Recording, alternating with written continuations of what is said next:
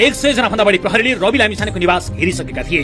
तर उनीहरूको साथमा न उच्च अदालतको आदेश थियो न जिल्ला अदालत रूपन्देहीले दिएको कुनै कागजपत्र नै थियो। प्रहरी निवासमा नपुगै रवि लामिछाने आफै गिरफ्तारी दिने तयारीका लागि झोला प्याक गर्दै थिए। त्यति नै बेला प्रहरीका डीएसपी दीपक खड्का सहितको टोलीले लामिछानेको बेडरुमसम्म छिर्यो।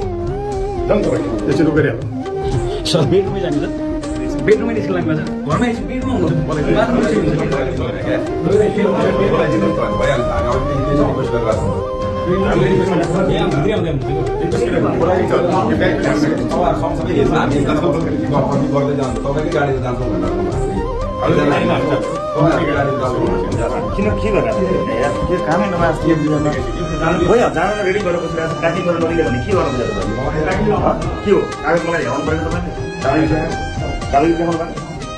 नियम कानुन छैन। मलाई न्यायको अधिकार मलाई छैन।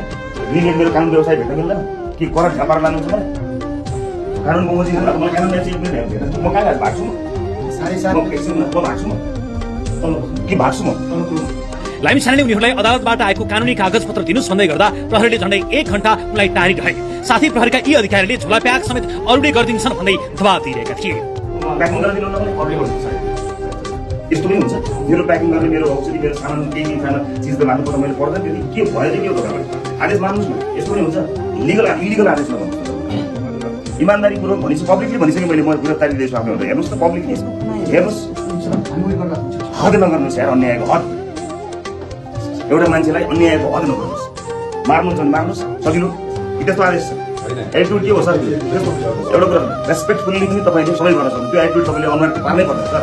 तपाईँले दुईवटा फुली बढाउनु होला। म प्रधानमन्त्री हुन छोडिदिने मान्छे हो। फुलीको चिन्ता नगर्नुहोस् देशको चिन्ता गर्नुहोस्। 5 मिनटदेखि 7 मिनट 10 मिनट छोडिदिनुहोस् सर।